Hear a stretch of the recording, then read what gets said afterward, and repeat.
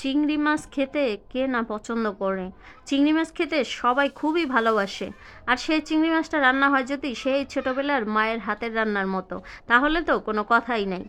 আসসালামু আলাইকুম আপুরা ভাইরা, সবাই কেমন আছেন? আলহামদুলিল্লাহ, আপনাদের দয়ায় আমি কিন্তু অনেক ভালো আছি। তো আমি আসলে ছোটবেলায় দেখতাম আমার ভাই যখন নদী থেকে এরকম টাটকা টাটকা চিংড়ি মাছের দইরা আনতো, তখন আমার মা কী করতো, গাছ থেকে বড় দেখে নারকেল পাড়াইতো আর এই চিংড়ি মাছ নারকেল দিয়ে রান্না করতো। তো খুবই মজা লাগতো খেতে। তো সেইভাবেই আজকে আমি রান্না করব। আমার মা যেভাবে রান্না করতো ঠিক ওভাবেই রান্না করব। যেহেতু মায়ের হাতে রান্নার মতো রান্না করব, সেজন্য একবারে টাটকা টাটকা আর বড় বড় চিংড়ি মাছ বাজার থেকে নিয়ে আসছি। আর চিংড়ি মাছগুলো আমি ভালো করে অনেকক্ষণ পানিতে একদম হালকা হালকা করে ধুয়ে নিচ্ছি। আর এই চিংড়ি মাছগুলোর ভিতরে ডিম আছে, আর এই চিংড়ি মাছের মাথার ভিতরে এরকম একটা বড় ময়লা থাকে, সেই ময়লাটা অবশ্যই বের করে ফেলে দিতে হবে। তো এই চিংড়ি মাছগুলো কাটা শেষ, এই চিংড়ি মাছের ভিতরে থেকে যে খোসাগুলো বের হয়েছে এগুলো আমি সব ফেলে দিব। আর চিংড়ি মাছগুলোর ভিতরে এবারে হলুদের গুঁড়া আর মরিচের গুঁড়া একটু ভালো করে মেখে নিব।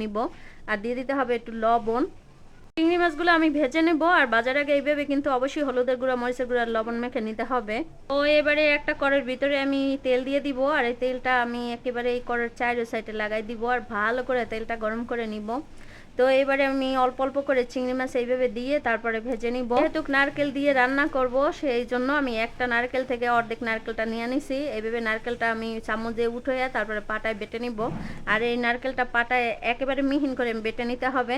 তো নারকেলটা আমি বেটে রেখে দিয়েছিলাম আর চিংড়ি মাছগুলো এইদিকে ভেজে নিলাম। তো সব চিংড়ি মাছগুলোই ভাজা হয়ে গেছে, এবারে আমি অনেকগুলো পেস্ট একসাথে দিয়ে দিলাম। এভাবে চিংড়ি মাছ ভুনা করার সময় কিন্তু অতিরিক্ত পেস্টটা একেবারে লাল লাল করে ভেজে নেওয়া যাবে না, মাঝারি করে ভেজে নিতে হবে। তো ভাজার পরে আমি এখানে দিয়ে দিলাম হলুদের গুঁড়া আর ধনিয়ার গুঁড়া। এবারে পেঁয়াজের সঙ্গে এগুলো ভেজে নিব। আর ভাজা হয়ে গেলে তারপরে দিয়ে দেবো পানি। হলুদের গুঁড়া মরিচের গুঁড়া কিন্তু পানি দিয়ে একটু কষাই নিছি। এবার দিয়ে দিলাম মরিচের গুঁড়া আর দিয়ে দিলাম আদা রসুন বাটা আর দিয়ে দিলাম জিরা বাটা। এইটাও আমি একসাথে ভালো করে একটু কষায় নিব আর দিয়ে দিলাম লবণ। এই মশলাগুলো ভালো করে কষিয়ে নিয়েছি। এবারে বাটা নারকেল দিয়ে দিব। আমি নারকেলটা ভালো করে মিহিন করে বেটে নিয়েছি।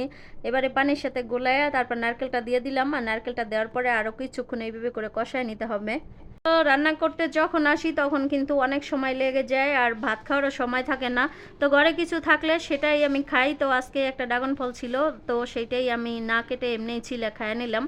তো ফল টল খাইলে কিন্তু এমনিতেই শক্তি বেড়ে যায়। আর এইদিকে কিন্তু আমার ড্রাগন ফল খাইতে খাইতে মশলাটাও ভালো করে হয়ে গেছে, আর এই মশলার ভিতরে আমি চিংড়ি মাছটা দিয়ে দিলাম। চিংড়ি মাছটা দেওয়ার পরে আরও কিছুক্ষণ মশলার সাথে কষাই নেব। আর আমি কিন্তু চিংড়ি মাছ ঝোল ঝোল করবো, এই জন্য আমি পানি দিয়ে দিলাম। আর নারকেল দিয়ে যেহেতু রান্না করতেছি সেজন্য একটু ঝোলঝোলি রাখতে হবে। আর দিয়ে দিলাম কাঁচামরিচ। কাঁচামরিচ দেওয়ার পরে আর একটু নাড়াচাড়া করে দিলাম। তো আমার মা যখন এইভাবে নারকেল দিয়ে চিংড়ি মাছ রান্না করতো তখনই দেখতাম একটু ঝোল ঝোল করে রান্না করতো, তবে এই ঝোলটা কিন্তু খুবই ঘন হয় যেহেতু এর ভিতরে নারকেল আছে। চিংড়ি মাছটা হয়ে গেছে, এবারে ধনিয়া পাতা দিয়ে আমি চুলা থেকে তুলে নিব। আর কারা কারা এইভাবে নারকেল দিয়ে চিংড়ি মাছ ঝোল ঝোল খান অবশ্যই কমেন্ট করে জানাতে ভুলবেন না।